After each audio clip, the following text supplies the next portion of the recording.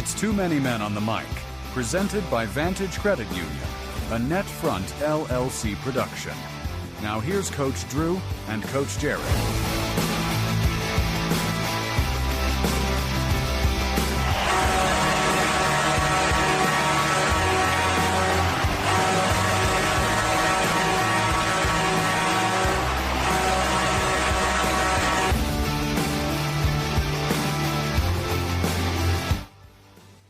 It is August 20th, the August 20th edition of Too Many Men on the Mic. It is still steamy August outside, and we just experienced it. Yes, we did. We tried it out. We put on roller hockey blades. Hey, don't bury the lead. I'm just teasing you. Stupid hockey tricks, though. Stupid hockey tricks. That's right. Rollerblade style, pickleball, videos to come. And boy, we're experiencing the sweat right now. Well, I will shout out to the most important person in the world. This is my wedding anniversary. And August 20th, 21 years ago. So not only are we having a show. Why are you here with us? Well, because I'm actually here on the 18th. True. So, but you know how great it sounds if you can like shout out your wife's anniversary on like a internationally broadcast podcast. There you go. There you go. So, but yeah.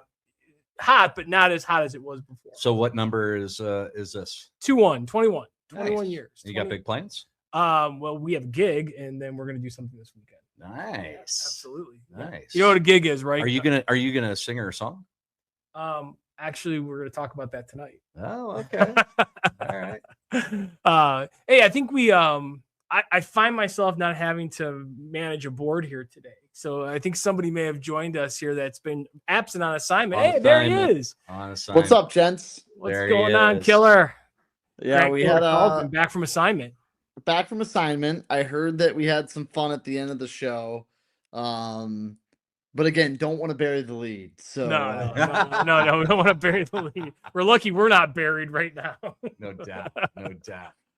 So Grant, tell us a little bit about what you got going on this week. I think you're attending a local PGA event, if I'm not mistaken. Yeah, I was at the BMW covering the BMW today. It was pretty cool. I walked 8 holes with Rory McIlroy. Got to see his about a 2-hour range session from Rory. So he was trying to find it. We'll say that. And pick anything up, man? Did you pick anything up? There was a lot of hip action that I don't think I can replicate. But one of my favorite sayings about like when someone's golf on the range and they're trying to find it, if you ain't got it now, you're not gonna have it. Like he was searching. If you don't got it now, you ain't gonna get it. You ain't gonna find it, Rory. I mean, he had to have hit 300, 400 golf balls, and I don't think he found it. Watch him go. Watch him go win it.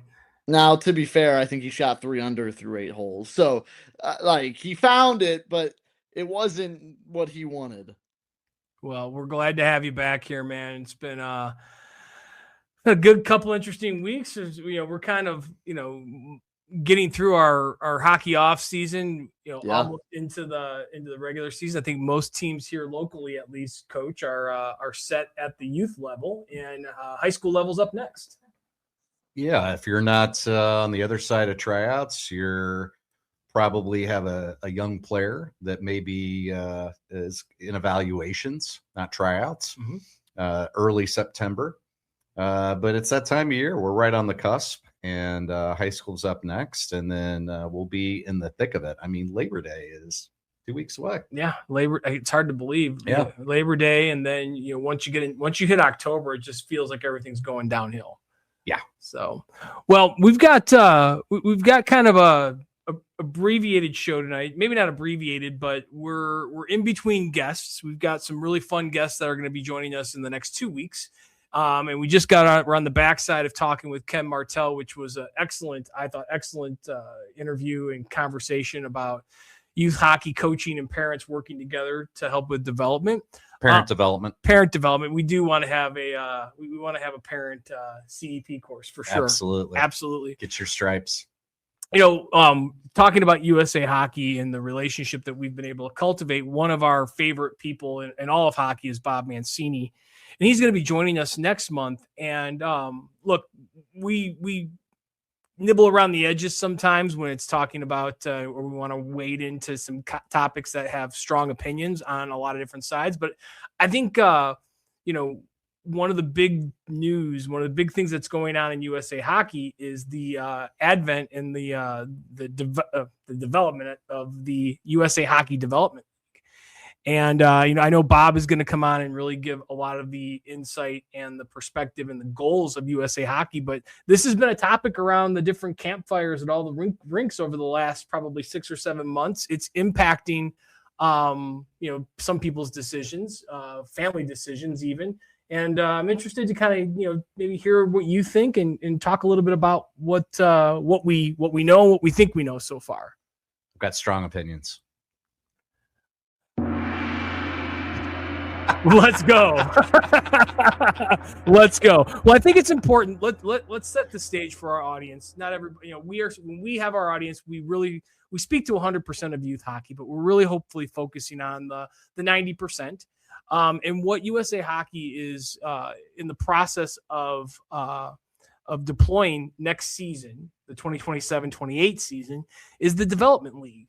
And it's going to be 32 teams within a kind of a closed league. 15U and 17U will be the teams. Originally, I believe it was supposed to be in the 32 NHL markets. I think they've made some adjustments just because of demographics. And obviously not all 32 teams are in the United States. Yeah. Geography. Shout out geography. Yeah. And the intent is early identification of up and coming players. And so it'll be interesting to see what Bob says about that and what kind of data he's able to provide. Personally, I think USA Hockey's done a great job of identifying American-born players. So clearly we're missing something that they felt like they needed to create a different league, another level to be able to identify these kids at U15 and U17. Well, and that's a great point there. It is a separate from tier 1, tier 2, AAA, AA, single A. It is a separate entity. One of the things that I actually like about this idea is the model is to really reduce the number of games. We've gotten into this, and Jason Guerrario, who we've interviewed, I think he's been quoted as saying that youth hockey is becoming a rat race at every level. Mm-hmm. And the idea of practice, develop, compete, evaluate, and practice again versus tryout, practice, tournament, showcase, season, showcase, tournament, a lot of what happens in that, I think the goal, and again, I'm anxious to hear what Bob says, and obviously all of this is speculation until it's in action. Right. But I think the goal is to reduce the load on some of these players, focus in on development and evaluation and then specialized practicing for individual players and teams, and not play 60, 70, 80 games in some instances. I think they're trying to cap it at 55 total games. And that's a step in the right direction. I think we've talked about this on prior shows before, but it's too many games. Yeah, 60 plus games is too many games for kids to be playing hockey. Yep. I can give you direct evidence of it. Kids that are getting hip replacements at 18 years old means that they're playing too many hockey games. So stress injuries, things like that. So I love if that is the intention of USA Hockey to have fewer games out there. I think that is a step in the right direction. Personally, I think somewhere between 40 and 55-ish games is kind of a sweet spot.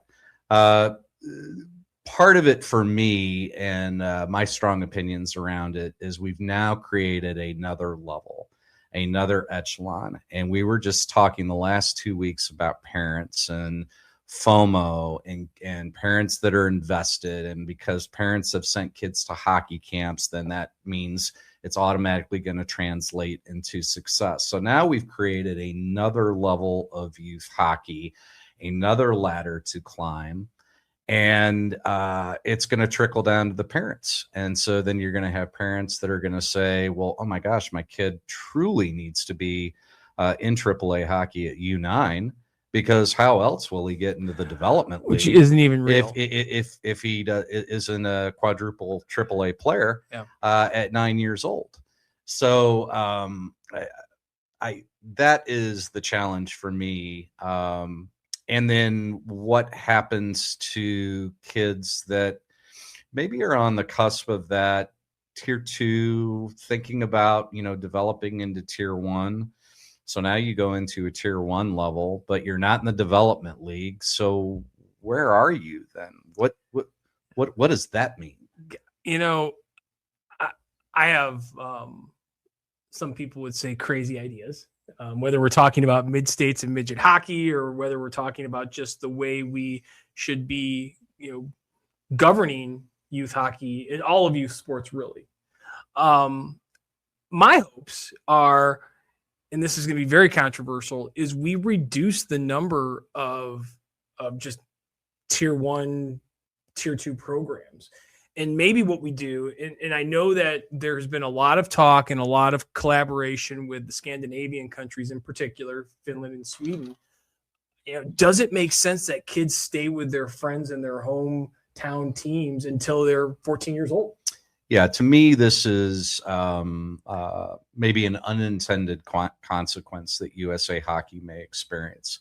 You're going to have kids that maybe last year wanted to continue to develop and maybe get a chance to get into maybe that tier 1 level, that AAA level, that now are going to look at this and they're going to be like, you know what? I'm just going to stay and play with my buddies, which is perfectly fine and understandable. And I'm just going to continue to develop at a level where I don't have to do that. Because if you're a AAA player out there now, this is what kind of feeds it for me is, wow, I made it to AAA.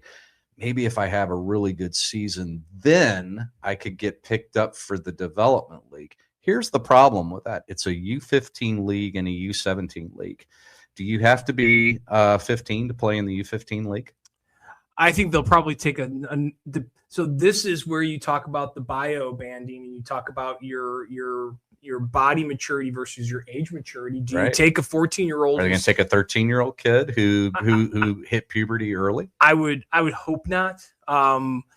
This goes back to, how are we governing these 32 teams in the development league? Who's running it on the local level? And is it only open to Americans? It is only open to Americans. It is the development, U.S. Hockey Development League. What my concern is beyond that is, take a situation like you just said. I don't want to stay home with my friends. I'm going to start packing my suitcases and trying to find a place that's got that extra letter on it. Or maybe if I can't make the St. Louis Development League, maybe I go up into the Wisconsin one. Or maybe if I'm in LA and I don't make, what do you do? Wait a minute. The development leagues, my understanding is there's for ours, there'll be a central district. So if you're a St. Louis kid, you have to beat out kids in Chicago, Iowa, Wisconsin, Nebraska. And so you're not just simply competing with local St. Louis kids. If you're a St. Louis kid, you're competing with kids from 5 different states. And then that team is your central district team, is my understanding of the way that it's going to work. Which, that's a challenge. And then if you take kids that are younger, and I think this is really, really important. My youngest started growing when he was 12 and a half. And then he grew like a foot. We've experienced this as coaches. You have kids that hit puberty early and kids that don't. And so is USA Hockey going to take an early grower, a 13-year-old, a 14-year-old? And so you might have some 15-year-olds out there that are like, yeah, I got a really good shot at it. But, there's some kid in Wisconsin on a farm who plays hockey built like an ox, who might have a leg up on you. So everything you said is correct except for the district. Kids can go from anywhere in the country and and like if you're a kid in LA and you don't make your development league in LA, you can go to, there's 32 teams. They're in every single US NHL market, plus I think 7 or 8 non-NHL markets. Okay, like so it's not a district team. No, it's not. It's a city team. It's a city team. Okay. And that's better odds. Now, where you were, the question I got wrong and you asked, each team can take up to 2 non-US citizens. Which I don't understand why. I don't understand why. I mean, to me, that's dead on arrival. This is USA hockey. Well, and think about it this way. I mean, look, we have a great talent pool here in St. Louis. If you only have one team in Michigan, those kids are going to play. There's going to be kids that don't make that DL team that are going to be going to other teams just because of call it Massachusetts, not Michigan. Call it Minnesota. Call it wherever. I mean, it's going to be tough. Like you're going to have. And so my fear is you don't make a team as a 15U. Do you pack your bags? Do parents start getting with agents? Do we start to see, we've got AAU right now at the 6U level. Do we start seeing AAU teams pop up? I mean, where does this, I'm hopeful that it's a good thing, but I know that there's a lot of slippery slopes. Yeah. And I think we have to come back and kind of rein it in because our audience is the 90+% of the kids out there that are playing tier 2 hockey. So this is AA, A, and B, and C hockey. Mm-hmm. And so let's try to think of it from their view. From their view, we've now added another layer. In some ways, that's good because it's always good to know what path you're on and what a potential journey is. And let's say you're a 14-year-old kid out there. We both know that you're not done developing until you're 23. So I guess it's good in the aspect that USA Hockey has said, hey, kid, here's your ramp. Here's the different levels. By the way, we've added another level now. But keep working on your game. Keep doing things. But it just from the outside, to me, seems unnecessary. I must be missing something where we aren't identifying kids at a young age. For example, there must be some kind of data that USA Hockey has that said John Doe went to Switzerland, went to Sweden and played instead of staying in the USA. And because we've lost this kid or went to Canada, went to another country, the USA Hockey's missed out on this. So there has to be some kind of data. I'd be very interested in hearing that. Hard numbers, like we've lost out on, 12% of kids that could have stayed in the USA Hockey program. And some of this makes me wonder too, if some of it was some of the recent rule changes that have happened between USA Hockey and Canada. So I don't know if that's a factor in it. I'll be really interested to hear what Bob has to say about it. I think that there is some talk about becoming more restrictive on the tier 1 level, not allowing kids at 18U, like having a percentage, kind of like what they have in the overseas in the KHL, the import rule, so to speak. You can only have so many imports. If this drives home better behavior at the district, at the affiliate, and at the organizational levels, where kids and families are recognizing that the rat race, as Jason, as I'm paraphrasing, put it, doesn't get started until at least 15. Think about that runway, and that truly, like, falling in love with the sport, getting better coaching at that younger age level. But if this then pivots and you have bad actors out there, which again, I can't blame USA Hockey for bad actors or your people who are trying to take advantage of the system. As long as they work after identifying these loopholes to try and close them. But if we're seeing, kids moving across country to play hockey or try out for a team that is 3 time zones away from where they grew up at 15 years old, I would, I can't tell a person how to parent, but I would strongly encourage you to maybe let nature take its course and don't chase it. Yeah, it's, again, there must be something, some data that we need. It's hard for me to think that in 2026, when literally every single day when I look at my phone and my feed, I'm seeing a hockey highlight of a youth hockey kid. There has never been a better time in the history of time to be able to amplify your skills as a hockey player. So I don't know what all of our listeners' social media feeds look like. Mine's filled with a bunch of hockey stuff, and there's hockey highlights all over the place. So again, hard for me to believe that people aren't being seen in the day of social media and instant recognition. You're gonna get found. You're gonna get found. You're gonna get found. Exactly. And we talked with Chris Durso a few months back, and we were talking about the pathways for ACHA. And there's so many kids that we've coached at Ladue High School who are playing ACHA hockey. And to me, it's understanding that if this is done in the right way, and again, we're still in this major speculation mode, and we're excited to talk with Bob and kind of get his perspective here. But I think it's important for us to talk about this because it does impact all of hockey. We speak to 100% of the audience. We like to focus on the 90%. And if there is a way for this to actually strengthen the 90% at younger ages, where we take some of the pressure off of these parents and coaches and organizations to play all these games, it kind of mirrors what they do in NCAA college. NCAA, they play 40 games, 20 weeks, 2 games each week. Yeah. And there's got to be data behind that, studies that have happened. And they've determined that a shorter season, a fewer number of games is good. But I'll be interested to hear what Bob has to say about it. Well, I'm sure we've burned a few ears and got some people's blood pressure up who've listened, and that's great. We want to make sure that we're challenging and we're having good conversation. And I think you and I, we don't even know all the facts, and we were, kind of like, well, I thought it was this and I thought it was that.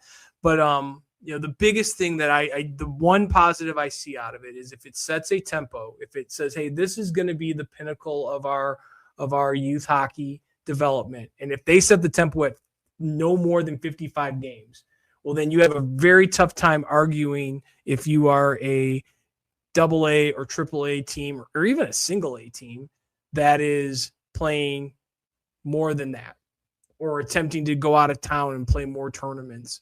So it'll be interesting to see. This is also going to have an interesting thing with the tournaments. So what I'm hearing you say from your view is that you think it's going to have a trickle down, and that lower level clubs will adopt it as a model, having fewer games. We already know that single A and B and C teams already have fewer games. So it's really going to be that kind of middle buffer between, I'd say, AA and AAA teams that then are going to look at this model and say, you know what, they're telling us we shouldn't play more than 55 games, so we should kind of fall in line, and instead of us playing 80 games like we've done in the past, let's play 55. Yeah, and it's going to be interesting. There's a cottage industry. Does that mean it's going to get cheaper? Well, that's what I was about to say. There's a cottage industry, as you well know, of showcases and playoff leagues, tournament leagues, whether it's SPHL or breakouts or showcases that happen from August 1st to almost the middle of October. That's a lot of money. So let me ask you something. Do you think practices go up or practices go down with fewer games? They need to go up. And what I mean by that is you don't even you have to have more intentional practices. Okay. More intentional practices. So more quality practices. Yes, that's what I've hoped for. And again, and there's some kind of ratio probably there that you want to stay within. Yeah. That's another danger I worry about. We'll take fewer games, but guess what? We bought more ice. Yeah. And we're going to practice. We're going to throw more practices on the schedule. Well, I think part of that, though, is not every practice, not every interaction needs to be on the ice. It could be virtual. We do a lot of things now virtual. Kids are living in their phones and in that world. And they're, if you look at the NHL, most of the NHLers were just kids a couple of years ago. So they didn't just learn overnight how to use those iPads and phones. I think that, and then let's just be honest, keep them get them playing other sports. And I know there's people out there who are like, how is my kid ever going to become a AAA player or an NCAA Division I player if he's not or she's not playing, up to 70 plus games?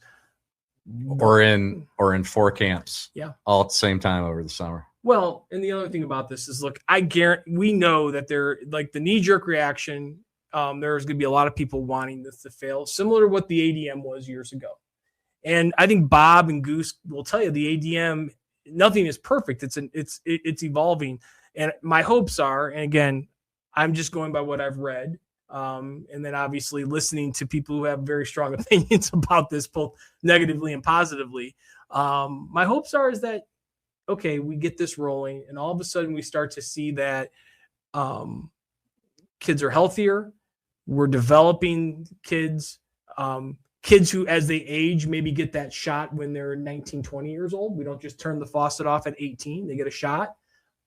Maybe this regulates some of the junior leagues that are out there that can be a little bit predatory sometimes in nature. Some of the I don't want to call them fringe junior leagues, but they're looking to fill bodies. Mm-hmm. And maybe this brings a little bit more sanity to the sport that, frankly, has become a lot of keeping up with the Joneses. I love your rosy outlook. That's my hope. Well, I'm a half full, glass half full guy. But my wife also is like, hope is not a strategy. So that is true. Well, we've taken up a big chunk of time here, and I think it's time that we take a break and pay a couple bills. And then we're going to come back and do a quick drill draw presented by Drift, and then finish off with some stupid hockey tricks. So don't go anywhere. You're listening to Too Many Men on the Mic, presented to you by Vantage Credit Union. Too Many Men on the Mic is presented by Vantage Credit Union. This local credit union has something great for hockey players and parents. Vantage is giving away a $100 pure hockey gift card every month. Whether you're eyeing a new stick, replacing your skates, or stocking up on gear, you don't want to miss this. Entering is easy. Just scan the QR code on your screen or visit vcu.com/hockey to learn more about the drawing and complete the quick entry form. It only takes a minute. While you're there, learn more about Vantage Credit Union. From everyday banking and competitive loan rates to special perks and financial guidance, Vantage is here to help you reach your financial goals. They're committed to putting their members first. Scan the QR code, enter the drawing, and see why the St. Louis community has loved Vantage for almost 70 years. Thanks again to Vantage Credit Union for supporting Too Many Men on the Mic. Membership eligibility required. Now, let's get back to the show.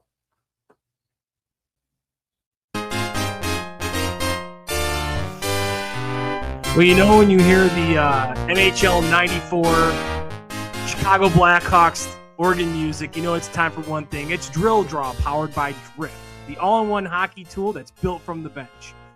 Drift Hockey, go to drifthockey.com. This allows you to do everything from setting your schedules, creating rosters, messaging players, sending videos, all in one place.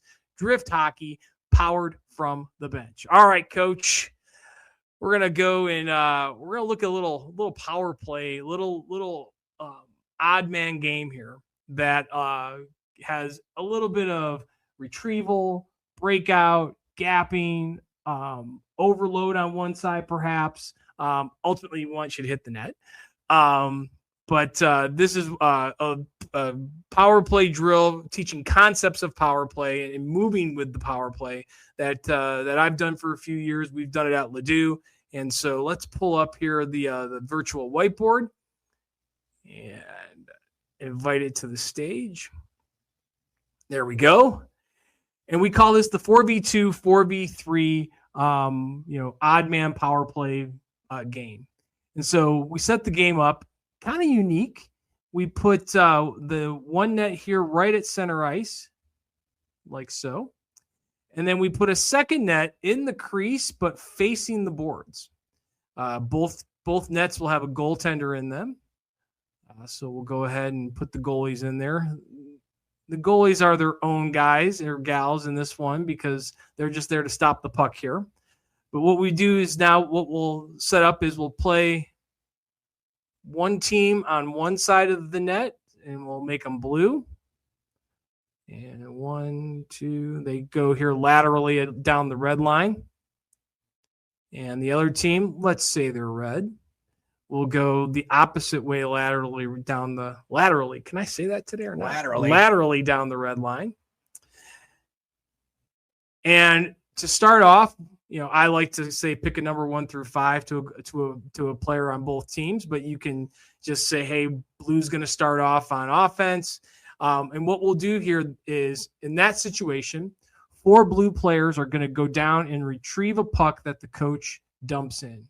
So the coach is dumping a puck in all the way down the end of the ice here to the opposite end. And we send 4 players in on I used the wrong button there. And we send 4 players in on essentially what is a puck retrieval and then structured 4-man breakout to come back and attack this net. So let's go ahead and do that here. We'll do a little player movement. And we'll take, actually, let's just make them P1 through P4 because that's, these guys will be in the play.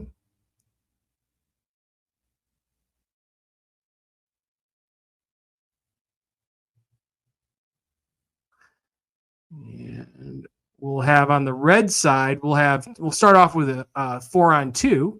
So we'll have red players P1 and P2 over here.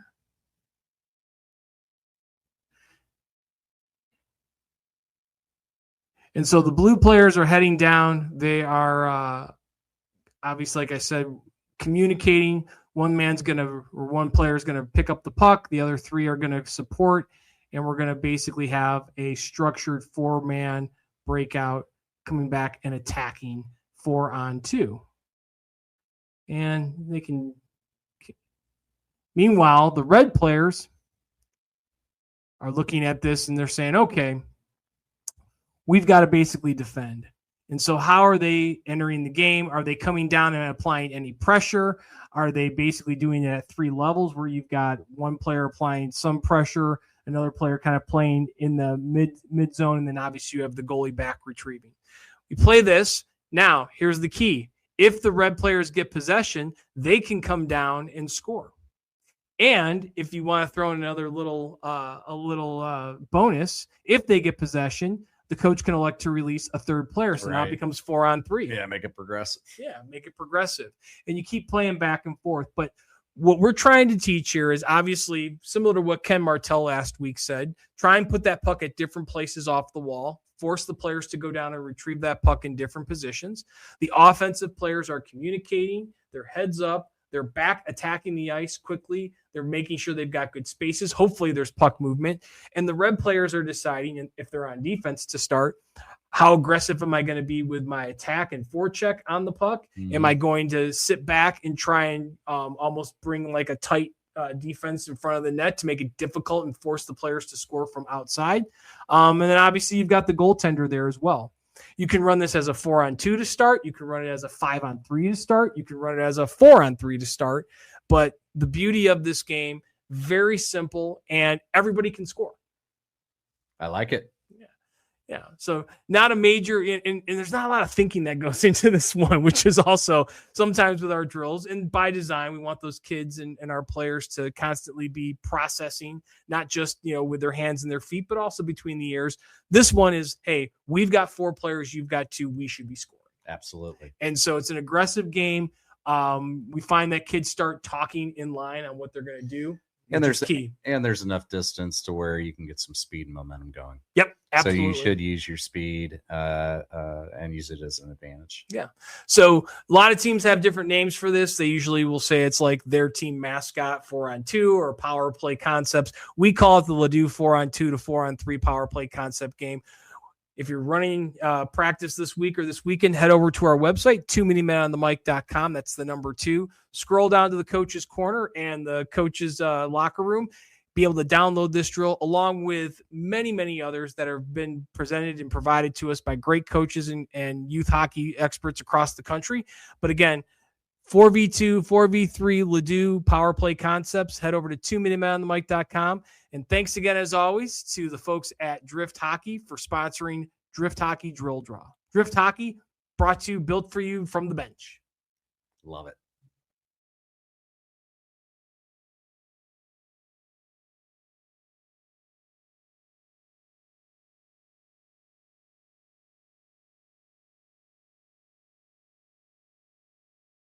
St. Louis hockey families and business leaders, if you need custom gear that stands out and stands for something, it's time to meet 5B Designs.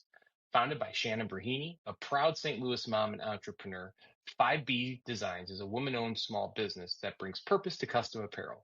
Whether you're suiting up your youth or high school hockey team or leveling up your company's branded swag, 5B delivers top-notch quality with a personal touch. Need team stores? Not a problem. Corporate polos or event giveaways? They've got you covered. 5B makes it easy with fast turnaround, flexible service, and designs your players or employees will love to wear. Check them out at stores.inksoft.com/5B Designs. That's the word 5. And if you are watching on our YouTube feed, go ahead and scan the QR code on the top right-hand corner of the screen and see what great gear and great service looks like. Real quick before we jump back in, if you're enjoying Too Many Men on the Mic, hit like and subscribe on our YouTube channel. It's a quick click for you, but it helps us grow the show and keep bringing you great hockey conversations. You can also follow us on Instagram by scanning the QR code on your screen. And be sure to download, follow, and rate the podcast on Spotify, Apple, Amazon, iHeartMusic, or wherever you get your podcasts. Or you can go directly to our website, www.tooManyMenOnTheMic.com. That's the number 2. Those small things from you help us keep delivering new guests, downloadable coaching content, and more from the rink. All right, back to the show.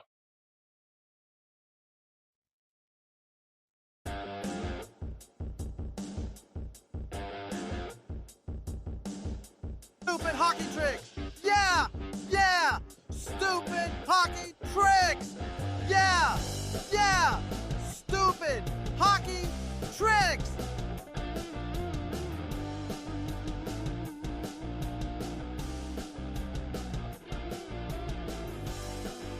How about that song? It's kind of stupid. Well, we could probably stop recording and then just you at that point just go right to you outside. Yeah, So let's do that.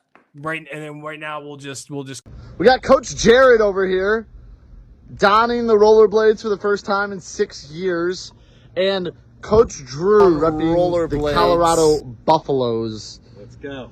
He's ready to roll. He's got nice paddles here. Coach Jared's are kind of crappy. All right, gentlemen, we're playing to 6. play to 5. We're playing to 5. 5.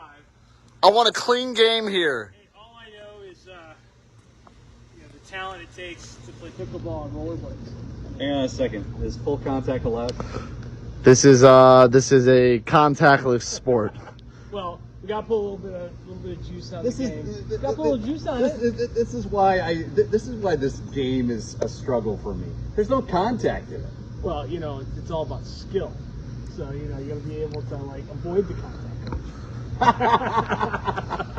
Well, hey, I say we put a little skin in the game. You did mountains for the trivia last week. I mean, there's a good chance you're going to beat me because you're a much better rollerblader than I. Played rollerblade in an intramural Greek league back in college. I mean, just 35 years ago. I played with my sons during COVID out in front of our house. That's the last time. Don't act like that's past performance, buddy. Hey, all I know is roller hockey's a St. Louis thing, and he's a St. Louis guy. So let's. No, What they don't play roller hockey in Michigan? Not like they do down here. It's amazing. Okay. Anyways, I think I should maybe get an extra. I should start up like 1-0, right? Hey, all right. Here we go. First one to 5. Grant, you're the referee. I'm the ref. Balls in, balls out. Yeah. Well, Whoa, whoa, whoa. The boundary is the second, and then the line behind it is out. 2 lines. Yeah, 2 lines is out. All right, here we go. 0-0. Let's do it.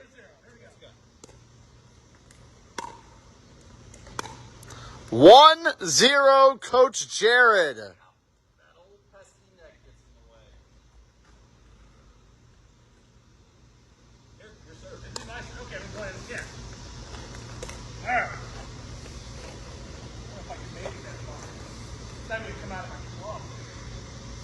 Gloves are made perfectly. Pickleball.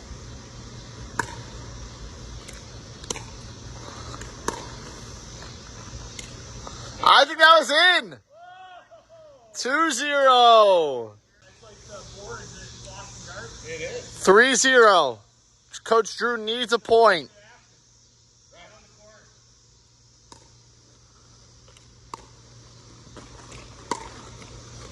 corner. That's out. 3-1. Coach Drew on the board. All right. 3-1.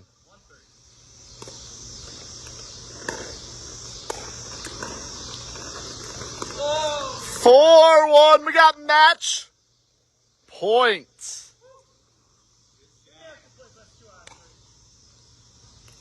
All right. We got 4-1, right? Match point. Match point. Well, Where's our ball boy? well, I'm recording. All right. For the match.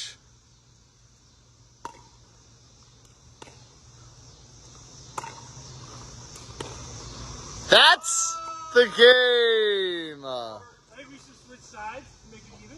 Sure. Do best All right, best 2 out of 3. Let's do it. Best 2 out of 3.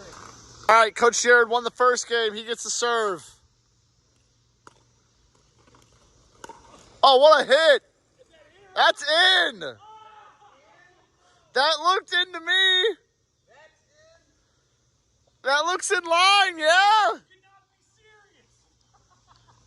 I don't know. There needs to be an instant replay. I need a line judge. I'll tell you what, getting around to me, once you get going. That was a pretty good shot. You wouldn't have been able to hit another one though. 1-0. Here we go. Oh, you got the trick ball. 1-1. Coach Drew responds. All right, Coach Jared won the first game. He gets the serve. Oh, what a hit. That's in. That looked into me. That looks in line, yeah. I don't know. There needs to be an instant replay. I need a line judge. I'll tell you what, getting around to me, once you get going. That was a pretty good shot. You wouldn't have been able to hit another one though. 1-0. Here we go. Oh, you got the trick ball. 1-1. Coach Drew responds. 1-1. Nice shot. 2-1. Coach Jared trying to put a dominant performance out there. It's hot in the kitchen. 3-1. All right, 2-1. 2-2. I think though the action shots we're gonna get for Instagram are gonna be awesome. All right, 2-2. I've switched angles.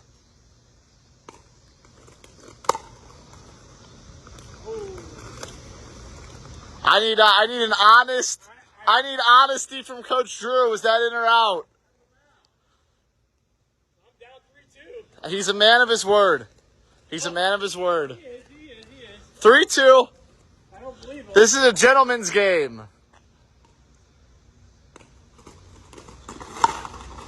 Wow, what a serve. 4-2. All right, game point here.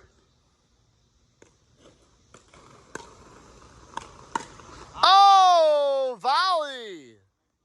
4-3. That's out. That is out. 4-4. We got deciding point right here. Someone's going to win it. No win by 2. Oh! Coach Jared. Look at that. He does it. So you actually can play paddleball. Paddleball? Pickleball in hockey gloves. Well, you know, I just like to thank all the fans at home for being behind me. All right, that is Stupid Hockey Trick. Well, that was a good sweat. We're lucky we're not dead. I mean, seriously. you, there's movement, but there's not stopping. When I looked up and I saw you almost spill, I mean, but think about it. You got two guys over the age of 50 out there. What could go wrong? In rollerblades, hockey equipment, and uneven surfaces on a cracked asphalt parking lot, trying to play pickleball. And I think we acquitted ourselves well. Oh my gosh, absolutely acquitted ourselves well. I'm impressed neither one of us got hurt. I was contemplating putting the helmet on just because I didn't want to lose any chiclets, lose teeth. But then I would not have been able to see the ball. Probably. Yeah. Great idea. Hopefully everybody had a lot of fun watching the stupid hockey tricks. That's a segue because we're going to be talking about some pickleball opportunities here in the St. Louis area and just pickleball in general and how it's a great sport to work with hockey players, young and old, mostly old. That's right. Couple big things going on starting tonight. Too Many Men on the Mic over at Fallon's from 6 to 9 o'clock. The Too Many Men on the Mic acoustic duo. Come on out. Great music. Fallon's is a great place. Fantastic food. And on top of it, they're having like a tap off. So Modern Brewery that has fantastic craft beers is doing like a tap off. They're going to have several different flavors over there. I don't give away which ones are there. No keg stands. If you are a craft beer aficionado, come on by from 6 to 9. We'll be there and we'll be picking and grinning. Yep. Great music from as far back as the 50s, 60s, 70s, 80s, 90s, some 2000s, and a couple of originals we're working in for the first time. Absolutely. And it's going to be a lot of fun. So thanks to everyone out there listening. Great episode, Coach. As always, a little bit of fun. We're looking forward to some really great episodes down the pipe. So you want to make sure you're heading to all of our social media channels on Instagram, YouTube, Twitter, and then don't forget to head over to our website, toomanymenonthemic.com, especially if you're a coach and you want to download some great games from not just us, but great hockey minds all over the country. Grant, great having you back. Enjoy your weekend. It's an honor to be back. An honor to be back. And play the goal horn, play the song. We're out. See ya.